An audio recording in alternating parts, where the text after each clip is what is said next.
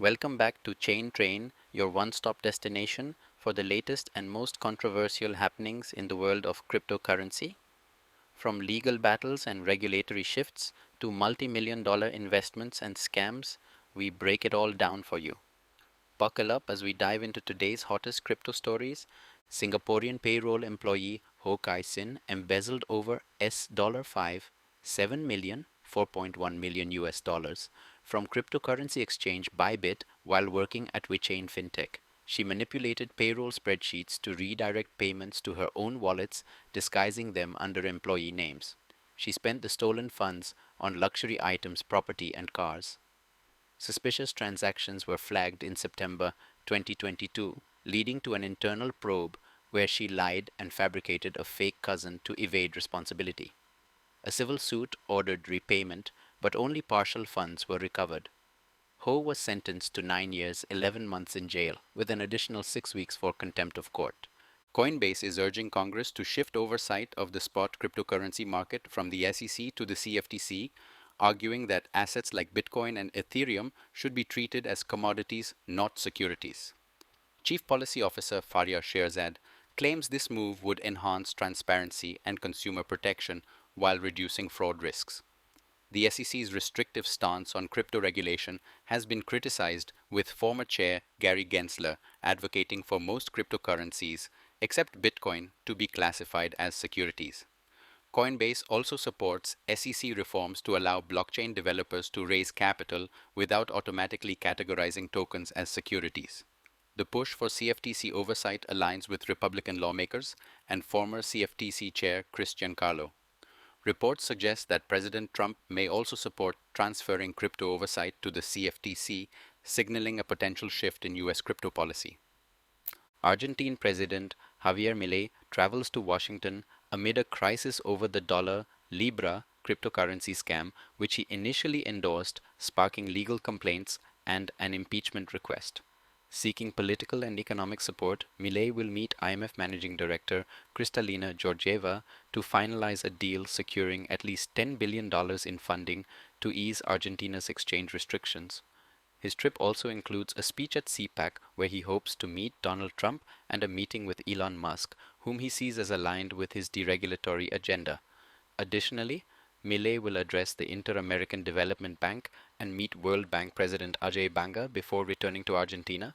American cryptocurrency investors Cameron and Tyler Winklevoss have finalized a £3.58 million, $4.5 million investment in 8th tier Real Bedford FC, acquiring a 45% stake. The twins, known for founding Gemini and their legal battle with Facebook, aim to help the club rise to the Premier League, inspired by Wrexham's success under Ryan Reynolds and Rob McElhenney. Their investment is in cash, not cryptocurrency, and they plan to be actively involved alongside Chair Peter McCormack. Real Bedford's men's and women's teams currently lead their divisions with back-to-back promotions. A merger with Bedford Town FC is also in progress. Nigeria's Federal Inland Revenue Service has sued Binance for $81.5 billion over tax evasion and illegal operations. The lawsuit filed in Abuja demands back taxes for 2022 to 2023 and penalties, alleging Binance has a significant economic presence in Nigeria but failed to comply with tax laws. A CBN assessment linked Binance to $79.5 billion in economic losses over 6 months. The lawsuit is part of Nigeria's wider crackdown on crypto exchanges, with Binance also facing money laundering allegations. If successful, the case could tighten crypto regulations in Nigeria and impact global digital service providers.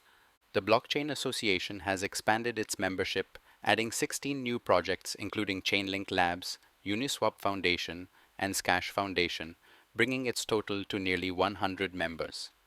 This move strengthens its advocacy for pro-crypto policies, particularly under the Trump administration. The association actively opposes restrictive regulations, including the IRS broker definition and SEC enforcement actions. It has also supported Web3 developer independence and opposed regulatory moves like the attack on Tornado Cash. The organization continues to influence U.S. crypto policy through education and policy summits.